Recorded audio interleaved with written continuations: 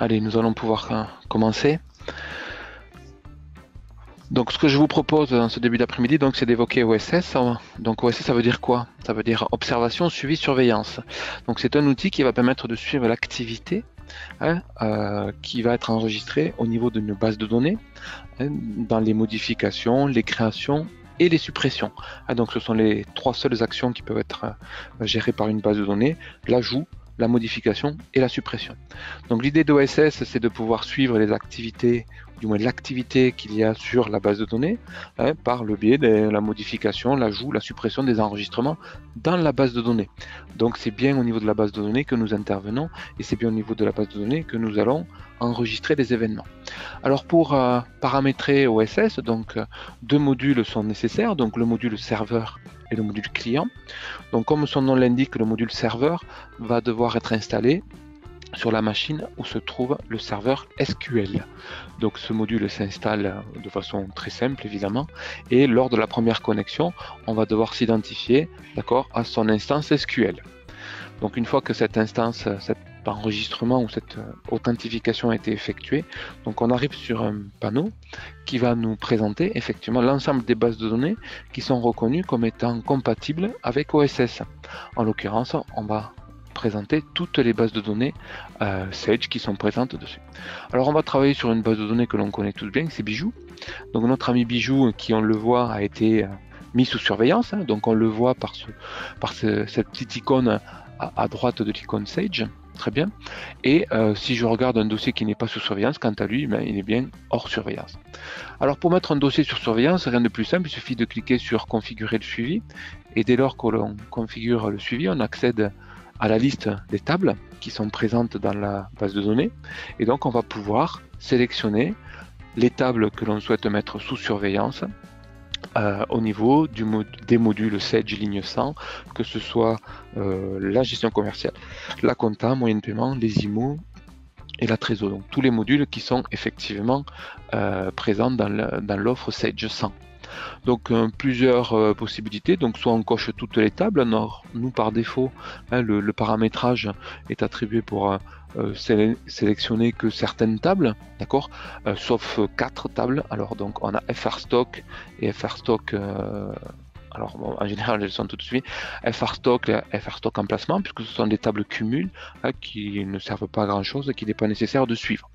Donc sur une table, on va accéder aussi à la liste des champs, et les champs que l'on va souhaiter tracer, les événements qui vont s'y produire dessus. Donc par défaut, toujours, on coche une table et tous les champs de la table sont concernés par la trace qui sera possible de restituer. Donc bien évidemment, il peut être nécessaire de n'activer que certaines tables dès lors que la demande est clairement exprimée par le partenaire ou le client qui dit mais moi je veux suivre que cette activité, que les écritures comptables en compta, que le changement des RIB au niveau des clients, etc. Donc c'est la capacité qu'on va avoir à définir des tables et des champs que l'on va mettre sous surveillance. Alors associé à cette sélection de tables, si je peux dire, on a ici aussi la possibilité de définir les paramètres généraux et qui va permettre de découvrir dans un premier temps la stratégie de rétention, combien de jours nous allons conserver les événements. D'accord, peut-être pas utile de conserver l'ensemble des événements depuis 10 ans, mais peut-être on va se dire tiens, je vais conserver 90 jours, 50 jours, 30 jours d'événements pour éviter d'alourdir ma base de données, parce qu'évidemment, vous comprenez bien que stocker tous ces événements va consommer de la ressource disque pour stocker tous ces événements dans un fichier bien distinct et dans des tables bien distinctes.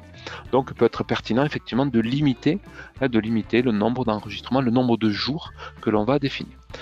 Alors c'est l'heure qu'il y a à côté, c'est l'heure à laquelle le traitement va se vider, donc on va faire le principe du FIFO, first in, first out, donc on va supprimer les premiers événements qui ont été enregistrés dans la base de données et on va ensuite les supprimer. Alors plutôt que de les faire au fil de l'eau lorsque la base de données est utilisée par les utilisateurs, l'idée c'est qu'on va le déclencher, ce principe de vidage, cette stratégie, on va l'effectuer tous les jours à 4h du matin, à 3h du matin ou quand on veut. Donc ça permet effectivement de ne pas pénaliser les performances du serveur SQL, puisque lorsqu'il faut venir rajouter un enregistrement dans OSS, dans la table OSS, et bien à ce moment-là, ça nécessiterait d'en supprimer un plus ancien, de rajouter un nouveau. Donc là, pour le coup, ça pourrait être chronophage et puis consommer énormément de ressources. Donc l'idée, on a dit, on va faire une stratégie tous les jours à une heure bien définie. Par ailleurs, la consultation du journal, la consultation des événements, donc c'est ce qu'on va voir tout de suite dans quelques minutes, c'est la consultation des événements depuis le OSS client, peut être protégée par un mot de passe, tout simplement pour garantir la confidentialité de la trace. Qui a le droit d'aller voir et cette trace n'est accessible qu'aux opérateurs, qu'aux utilisateurs qui sont en possession du mot de passe. Voilà, donc une fois que l'on a fait ce paramétrage, d'accord, tout simplement, on va valider et poursuivre la surveillance, d'accord. Il peut être aussi pertinent d'arrêter ponctuellement la surveillance. Effectivement, lors de la génération des nouveaux comptables, il n'est peut-être pas nécessaire de tracer tous les mouvements comptables qui sont opérés au moment de la clôture. Donc, on va peut-être arrêter la surveillance. De la même façon, lorsque l'on va exécuter une maintenance sur une base Sage, l'idée c'est qu'on va arrêter. On va arrêter la surveillance sur la base de données pour permettre de libérer et pour éviter encore une fois d'enregistrer des événements qui sont totalement inutiles au traitement que l'on souhaite donner à OSS, bien évidemment. Donc on est prudent et on reste prudent quant à l'utilisation d'OSS et surtout à son arrêt. On arrête la surveillance, ça ne veut pas dire qu'on supprime les événements. On ne fait qu'arrêter la surveillance. Alors au niveau technique, pour ceux que ça intéresserait, donc OSS, à partir du moment où on valide la surveillance, eh bien, sur la base de données, donc là, alors pour le coup, je vais vous montrer un serveur SQL, d'accord, hop, ici, le voilà. Donc au niveau de la base de données, ici, donc on a ajouté pour toutes les tables que l'on va suivre, d'accord, si je prends la table des articles, on a ajouté des déclencheurs. Donc ces déclencheurs, vous voyez, ils sont préfixés des 3 lettres OSS, donc ça permet de les reconnaître déjà. Donc ces triggers sont pas stockés dans la base de données, donc vous n'aurez pas la capacité à les modifier. Par ailleurs, toujours dans cette base de données que l'on a mis sous surveillance, on va trouver des tables qui, quant à elles, sont préfixées de OSS aussi, qui vont stocker tous les événements qui se sont produits sur la base de données, aussi bien en création, en modification qu'en suppression. Donc tous ces événements sont stockés dans ces tables qui sont préfixées d'OSS. Et enfin, pour éviter, ou peut-être en préambule, pour éviter entre guillemets, de mélanger les données de Sage et d'OSS, donc lorsqu'on a mis sous surveillance la base de données, au niveau de la propriété de la base de données, on a créé un groupe de fichiers, vous voyez, qui s'appelle OSS, et dans ce groupe de fichiers OSS, on est venu y rattacher des fichiers spécifiques qui s'appellent pour le coup bijoux OSS. Donc de ce fait-là, et physiquement parlant, on a bien distingué les données, enfin le fichier qui va stocker les données de Sage, qui prend l'extension MDF, et ensuite on a un fichier physique qui quant à lui va stocker les événements d'OSS.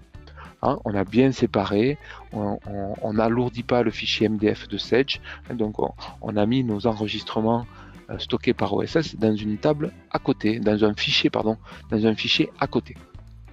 Donc voilà pour la partie technique, donc il est très simple de le mettre en œuvre dans tous les cas et de pouvoir regarder ce que produit OSS.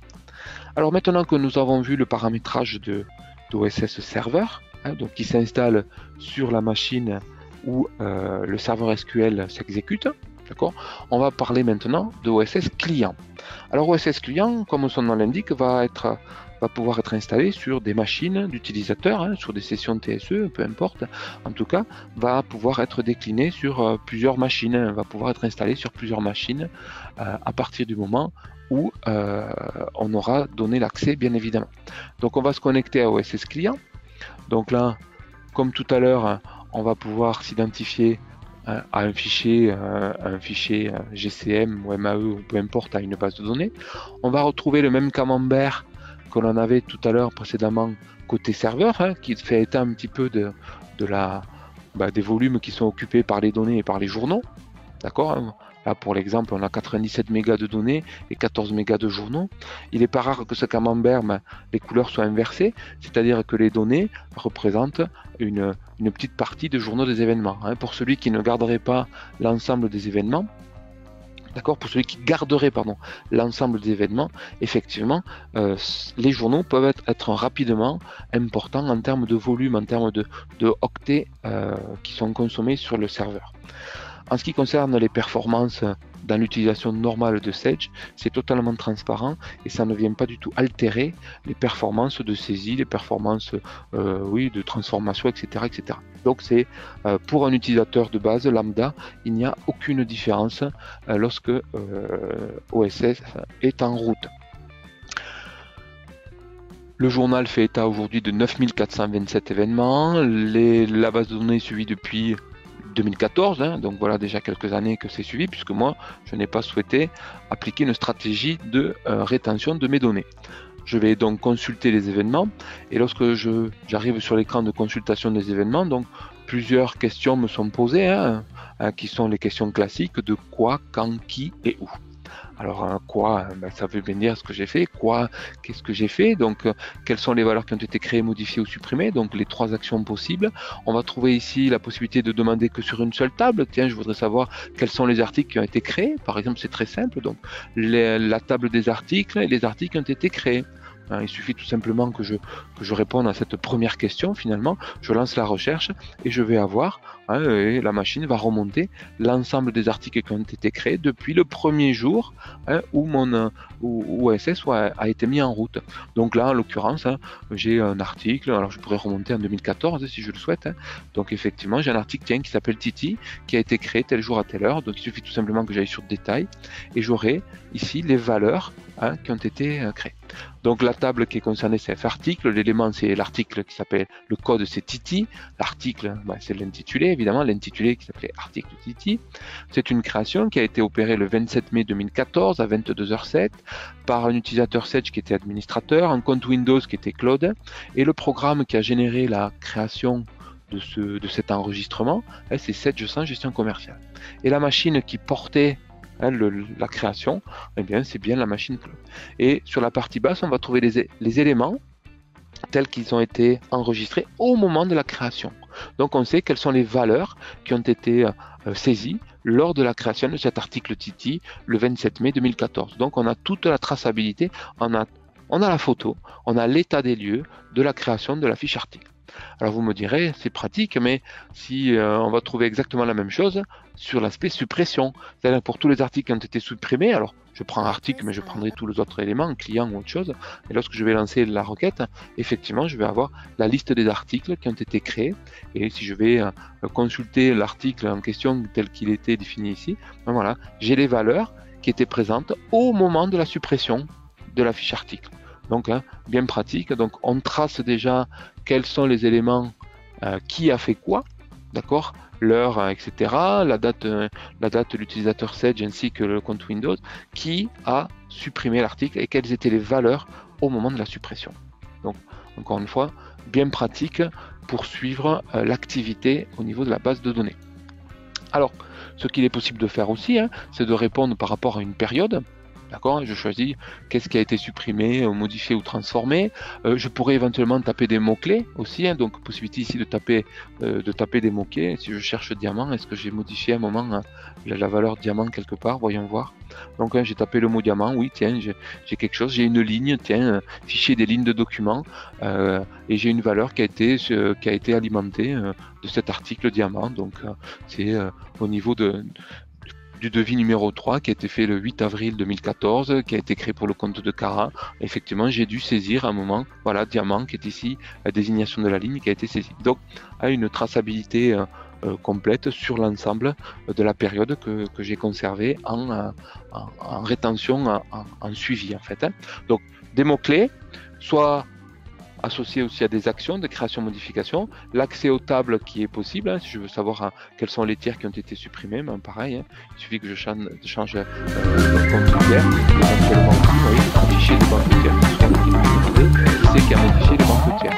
Très simplement, je lance comme ça, et je vais avoir les éléments qui ont été changés. Tiens, les banques tiers pour le Cara, ça a été modifié tel jour à telle heure avec une valeur qui a été modifiée au moment de la, enfin, du moins qui a été enregistrée au moment de la modification de cette information au niveau de la fiche du client. On a vu donc la valeur quoi. la valeur quand, qui se comprend d'elle-même, donc par rapport à une période, hein, quand est-ce que ça a été fait, quand est-ce que la suppression a été faite. On va pouvoir aussi sélectionner pour un compte utilisateur Sage, hein, qui a fait quoi au moment de la connexion Sage. Hein. J'étais identifié sur la base de données Sage avec tel compte, hein, j'aurai toute l'activité, hein, quels sont les mouvements qui ont été créés ou modifiés sur cet utilisateur Sage. J'aurai aussi éventuellement le compte Windows, bien pratique, hein, pour ceux qui feraient un peu d'empreinte d'identité, c'est-à-dire que j'ai le compte Windows Cloud qui a pris l'identité de l'utilisateur administrateur, parce que j'ai le mot de passe, donc hein, en voulant me faire passer, donc j'ai possibilité de croiser ces données en disant, tiens, j'ai le compte Windows qui portait la modification indépendamment de l'utilisateur Sage. De la même façon, je pourrais retrouver aussi les programmes hein, qui ont généré la modification, d'accord, ou la création ou la suppression, bien évidemment. Et vous remarquerez qu'on retrouvera aussi le driver ODBC, on retrouvera tout ce qui est requête directe, d'accord, puisque ce sont des éléments qui sont eux aussi tracés par OSS à partir du moment où des programmes externes sont intervenus sur la base de données. Et enfin, on a ici la machine hôte hein, qui présente ici les éléments d'où est partie, quelle était la machine qui portait la connexion Windows et le compte Sage, l'utilisateur Sage au moment de la suppression. Voilà, donc hein, vous avez vu, c'est pratique et contrairement peut-être à une évolution future que l'on prévoit, il n'y a pas aujourd'hui d'alerte. Hein, ça ne génère pas d'alerte en disant tiens, la fiche, le RIB du client a été modifié, j'envoie un email à un responsable. Non, pas du tout. Hein. Donc OSS enregistre, j'allais dire, en tâche de fond, en tâche cachée, tous les événements, et puis ces événements seront restitués au moment au moment où on va vouloir les réinterroger ou les rappeler. Donc il n'y a pas aujourd'hui de système de workflow qui informerait un utilisateur ou l'autre de ce qu'une modification a été opérée. Donc peut-être que ça fera l'objet d'une migration ou une mise à jour future, mais dans l'immédiat, ce n'est pas le cas. Ça devrait certainement arriver un jour ou l'autre. Alors une petite chose que je ne vous ai pas montré aussi, c'est les événements qui ont été, qui sont dans la grille de résultats, on a possibilité de les exporter dans Excel, d'accord, pour faire un traitement éventuellement hein, d'analyse plus fine, ou peut-être la capacité qu'on va avoir à délocaliser les données, hein, pour les donner, je sais pas, un cabinet comptable, à un contrôleur de gestion ou à je ne sais quoi, d'accord, pour effectivement le traiter. Voilà, donc OSS, comment fonctionne cet OSS. Alors, jusqu'à présent, vos micros étaient fermés, donc peut-être que vous avez des questions à me poser, donc je vais vous ouvrir vos micros, d'accord, et je vais vous poser la question. Chacun d'entre vous peut-être va pouvoir me poser une question hein, sur l'utilisation de OSS dans tel ou tel contexte. Hein, donc vous avez vu, c'est un outil qui fonctionne en tâche de fond, et ensuite on va pouvoir l'utiliser directement et simplement en interrogation. Voilà, donc vos micros sont maintenant ouverts. Donc si vous avez des questions, n'hésitez pas à me solliciter. Bonjour. Bonjour. Project Cassie. J'ai une petite question sur la volumétrie en fait. Si on met en place la surveillance sur toute la base, ça peut devenir gigantesque, non ? Exact, ça peut devenir gigantesque, ça peut prendre beaucoup de place. Donc c'est pour ça qu'il est nécessaire de pouvoir avoir un œil un peu averti sur les volumes que ça peut prendre. Il n'est pas rare d'avoir des clients qui ont des journaux qui approchent les 10, 15, 20 gigaoctets de données. Effectivement, hein. Et par rapport au camembert qu'on a vu tout à l'heure, ce que je vous disais, hein, c'est-à-dire qu'on peut avoir, et c'est souvent le cas, c'est-à-dire qu'on a des camemberts qui sont inversés, c'est-à-dire que les journaux d'événements prennent plus de place que les données. Bon, encore une fois, c'est pas grave, hein, simplement il faut être un peu, faut donner quelques garde-fous, hein, donc il faut aider les utilisateurs à pouvoir gérer ça, et pourquoi pas se dire tiens, ça prend trop d'ampleur, pour j'allais dire vider les journaux, rien de plus simple, il suffit de venir sur la console d'administration. Alors, il est où mon bijou? Donc je viens sur configuration de suivi, je dis que je garde 90 jours, d'accord, et le lendemain matin à 4h du matin, qu'est-ce qui va se passer? La stratégie de rétention va s'opérer et hop, ça va supprimer tous les enregistrements qui sont antérieurs à 90 jours. Donc de ce fait là, on nettoiera et ça se fera de façon simple au niveau de la base de données. Donc, si j'ai Mais c'est vrai que ça prend de la place. Voilà, ça va nettoyer tout ce qui est à au-delà de 89 jours, puisque le 90e va être libéré pour la journée. Non, pas du tout. C'est le 80. C'est au moment du 91e jour qu'on va nettoyer le 90. Il y a toujours un jour de décalage.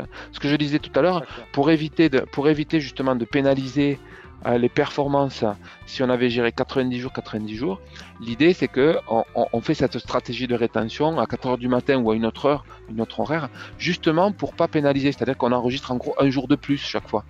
D'accord, donc en fait je vais enregistrer le 91e jour et c'est dans la nuit que le plus ancien va être supprimé. Va être supprimé, voilà, et ça va s'exécuter à 4 heures du matin en l'occurrence. Donc toujours dans un souci de ne pas altérer les performances en fait.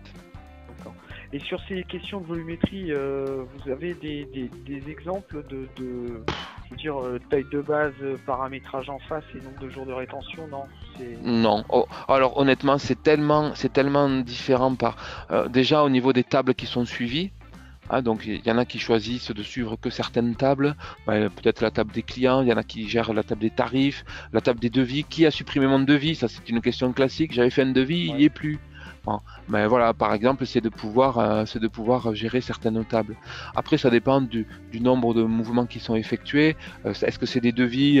Est-ce qu'il y a peu de devis, mais il y a beaucoup de lignes dans les devis ou les documents? Enfin, ça dépend vraiment de la typologie du client et il n'y a pas de règle. Aujourd'hui, nous n'avons établi aucune règle en fait. Donc, j'allais dire que dans les premiers mois d'utilisation d'OSS, il faut avoir un œil un peu critique, averti, du moins. Ni critique ni averti, mais avoir un œil régulier sur l'état de la base de données et voir que ça ne prenne pas trop de place. On regarde les mouvements. Est-ce que c'est utile aussi, la question qu'on peut se poser? Est-ce qu'il est utile de conserver des événements qui ont plus d'un an? Oui, est-ce que c'est ça la question en fait? C'est est-ce qu'il est pertinent de conserver tout ça? C'est le même souci dans les applications, moyens de paiement, ce genre de choses, quoi. Bah voilà. Voilà. Et enfin, j'avais une autre question. Comment dire, donc on paramètre tout donc c'est 90 jours, 60 jours ou 300 jours. Ouais, à tout moment on peut revenir dessus, donc pour supprimer une table de surveillance ou en ajouter une, quoi. Alors, affirmatif, tout à fait. C'est au cas par cas. Alors évidemment, il n'y aura pas d'intériorité, évidemment. Donc je vais pas générer un historique antérieur. Mais effectivement, on peut tout à fait décider qu'un jour, je change le nombre de jours de rétention. Le lendemain, je dis, mais attends, les abonnements, c'est bon, ça m'en fait trop, je les décoche. Voilà. Et après, il suffit tout simplement de valider pour celui-là. Ça y est. Là, je viens d'entériner le changement. D'accord, j'ai rajouté une valeur dans le jour de rétention, d'accord, et ensuite je vais modifier les tables qui sont suivies. En fait, ça y est, c'est fait. Le paramétrage il est fait et c'est reparti, pour le suivi. D'accord. Donc on va suivre donc les modifications, mais l'effet inverse, le rollback, n'est pas géré. Ah non. D'accord. Non. C'est une question qu'on nous avait évidemment posée. Hein. Alors, bah oui, forcément. On y avait réfléchi et ma foi, c'était une piste qui était fort intéressante. Alors, le problème du rollback, c'est il y a tout un tas d'effets de bord. Typiquement, déjà, la numérotation de la pièce. Hein, je supprime un devis, très bien, le numéro de pièce il est libéré, il est repris par un numéro de devis. Donc si je fais un rollback, je fais quoi du numéro de pièce? Donc après, ça met en œuvre toute une mécanique de réflexion et de gérer tous les cas. Donc pour l'instant, c'est vrai qu'on n'est pas allé dans le détail de tout ça, mais on y réfléchit dans tous les cas. C'est une piste aussi d'amélioration de l'outil, comme la notion de workflow, qui peut être réellement de mettre sous surveillance la création des fiches clients et imposer la saisie du SIRET. C'est souvent le cas, on se galère à trouver les SIRET et les numéros de TVA parce que les gens ne sont pas diligents pour créer, lorsqu'ils créent des comptes, lorsqu'ils créent des clients, de ne pas renseigner tous les éléments. Donc ça pourrait être un bon moyen aussi de suivre. Je crée un compte client, j'ai oublié le numéro de TVA Intracom ou le numéro de SIRET, bim, j'envoie une information à un responsable RH, pas par RH, un responsable ADV, j'en sais rien, qui lui sera en mesure de dire hey, t'as pas fait correctement ta création de fiche. Donc il y a plein de pistes sur cet outil. Cet outil il est en devenir, j'allais dire. Donc la mécanique elle existe aujourd'hui, il est en devenir, voilà. Mais c'est vrai que le rollback, compte tenu des nouvelles dispositions liées à la norme antifraude, bah voilà, il est fort possible que ça reste une idée fort intéressante, mais qui ne trouvera pas d'issue. Non, non, oui, c'est vrai. C'est vrai qu'avec les verrous en plus qui vont être mis dans les bases, ça sera pas forcément possible. Tout à fait. Mais OSS pourra toujours fonctionner, d'accord, hein, puisqu'il lui il ne fait que tracer l'événement qui se passe sur la base de données. Et ça n'empêchera pas hein, que malgré les verrous, un devis puisse être supprimé par un opérateur et un prix de vente modifié par quelqu'un de malhonnête ou mal intentionné qui voudrait changer le prix de vente pour un de ses amis qui vient acheter un produit, je ne sais rien. Donc ça n'empêchera pas, hein, ça n'empêchera pas le fonctionnement d'OSS dans un contexte, j'allais dire, qui ne sera pas... On a vu des restitutions écran, je veux dire la restitution écran, je peux la récupérer sur de l'Excel, sur des trucs comme ça pour la retraiter par exemple en dehors ou tout à fait. Pour dire de la rééditer, pour dire bah tiens c'est ça qui a été modifié, c'est ça qui a été supprimé, il faut le recréer comme ça. Tout à fait. C'est ça l'idée, hein. C'était notre idée au départ, c'est-à-dire que la restitution ou l'exportation d'un Excel, donc ce n'est que de l'export Excel, d'accord? Donc hein, c'est par le biais de l'export Excel qu'on va générer une sortie des données et qui permettra effectivement de dire tu recrées le client à cette forme-là ou tu remets le tarif comme il était, enfin, etc. Voilà, c'est ça l'idée. On ne le fait pas depuis l'application, hein, le rollback de la modification de la suppression, mais on peut l'exporter dans Excel pour que ensuite ça puisse être ressaisi par un opérateur. D'accord, impeccable. Plus de questions, merci. Bon, très bien. Alors, pour les autres, est-ce qu'il y a des questions qui vous viennent? Bon, pas de questions, donc écoutez, je vous propose peut-être d'en rester là.